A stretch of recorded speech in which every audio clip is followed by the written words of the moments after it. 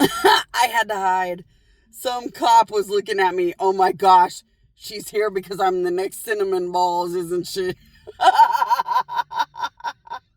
Oh my gosh, it's the predestiny of what my wife wants. Does my wife want sugar balls or cinnamon balls? Or oh my gosh, that's why she's here.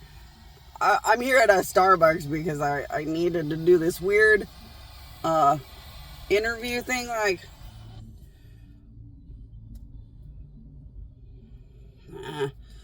I'm doing this weird, what do you call those, internet interviews or whatever? So I needed to do an internet interview. This is the second time they've canceled, though, so I don't think I'm going to do it anymore. But I keep making these appointments, and they keep canceling. And saying, your appointment's been canceled. So it's like, oh, well, never mind then. I had hair. It's just a hair. It's a rubber band hair thing. I had hair so badly. My hair just sheds and gets stuck to everything. I had hair on here so bad, I had to burn it off. There was so much hair. Because I just pull my hair up, wrap it in. Pull my hair up, wrap it in. There was so much hair on this thing, I had to burn piles of hair off. It's like, oh my gosh, I'm such a weird thing. I don't know if everybody sheds like that, but oh my gosh, goodness gracious. But anyway, so I had this interview, interview thing, online interview screening, and it said canceled. But it's been canceled before, so I thought, well, I'm not going to try for this job anymore. If they're going to keep canceling, it means I'm not really something they want to hire. Ideally, anyway, they just add me to the list or something and cancel when there's something better or whatever. And I get that. I'm like, when the manager's in, you got to hire me, and I'm like the ultimate magic 8-ball, the ultimate genie lamp, where you have to rub the genie lamp the right way and then you can win a fortune. But when you like to be shitty, and you like to hire the shitty, abusive management, and you like a little bit of shitty, abusive people in your day, I am not your cup of tea, because, my powers don't work for you. They work against you. So it's hard. It's a hard thing to hire somebody like me. And a husband was really smart. A husband was so smart. He was like, hold on.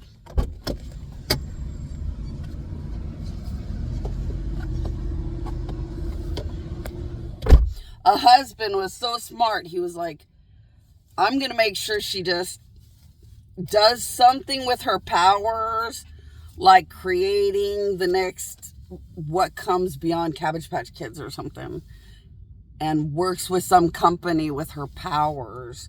That way, the company just has to be basically decent, and she can get a lot of money having a percentage of what the company is going to do to make all this stuff. But she gets the nice percentage because it's her powers creating and doing most of the work, not the company or the employees. So a really wonderful husband is like, unless it's the most spoiled brat option for her, we're just not interested. And really, if she has the power to create Cabbage Patch Kids, and if she has the power to create Beanie Babies, and if she has the power to create Guess jeans, then it's so god awful to try to make a company stay good and perfect enough for her to actually be working in the company. So yeah, husbands are finding out how sensitive my powers really are.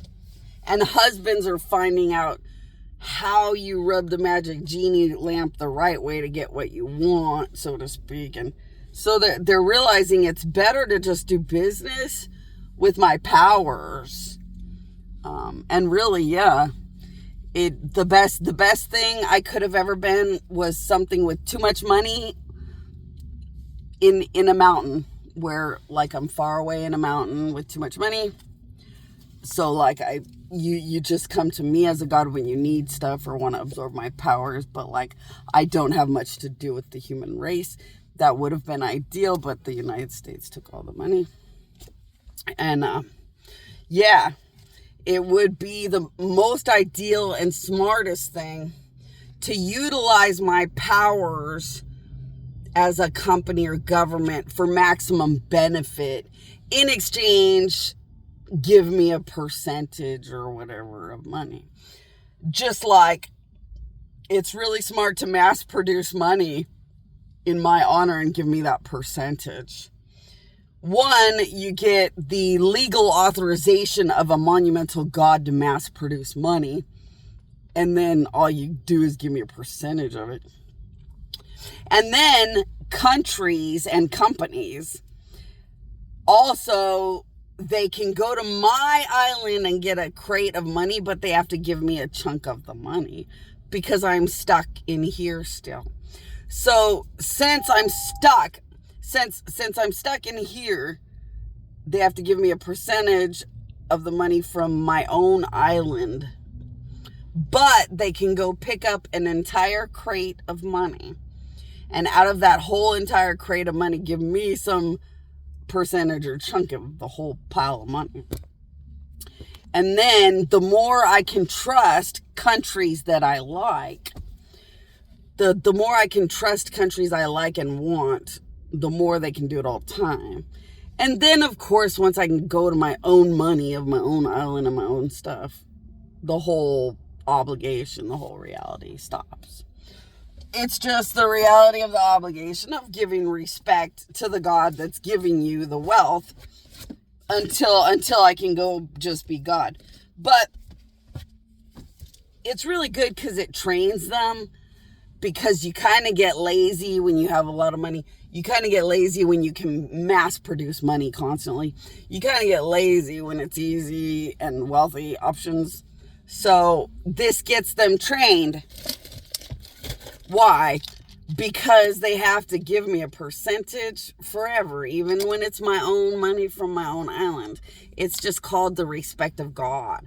It cultivates that worship, that honor, that respect. So they do really good as a country and get like 7 crates of money. See, it's that honor and respect that they remember the agreement of whatever percentage and put that money as an offering to my honor all the time. Oh my gosh, I think I'm losing my hair. Look at that. That'd be why it falls out like that, huh? Look at that. Whoa. Oh. No, there was never hair there. Okay, I'm just really weird and alien, and my hairline or whatever. It's like, hey, I'm losing my hair. It's another part of being an old lady. That explains why I shed so much. And then I analyze it. I'm like, no, there's never been hair there. See, there's never been hair there. You can tell with my powers, there's never been hair. See, there's never been hair right here. So this part, somebody did this to me. Oh, bastards. So now I'm going to have short hair growing in right here. Oh, I'm not going to do that. I'm going to use my powers and put hair here because that's embarrassing. Bastards. Yeah, I don't really care. I'm an alien anyway, and this thing is just a write-off fake flesh thing. But it trains and trains and trains you as a country working with a monumental god to sit and put your offerings. And you can do this every which way. So I'm just talking about how I want to have a future and deal with my countries my way. You can also do this Buddha's way. And sometimes Buddha doesn't want the money, so he wants like a penny in the ocean.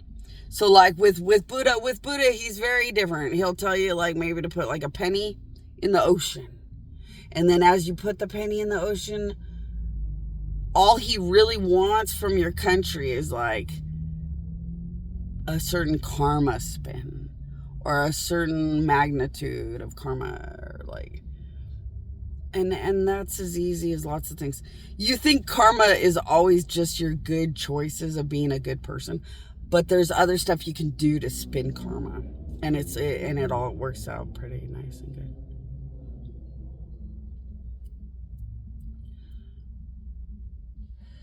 So I guess I'm just gonna get to work, because this stupid interview thing obviously isn't gonna work. But it's kind of cool that there are husbands trying to get us out of this horrifying nightmare and make better, wiser choices, so that all of us that live on have amazing, powerful, wealthy options. The one thing that these countries learned is that doing anything in a bad way in my direction is just catastrophically bad. So the one good thing that's starting to happen is that countries and good people know that if you don't do what I want, nothing is ever going to go good. So that's a good day.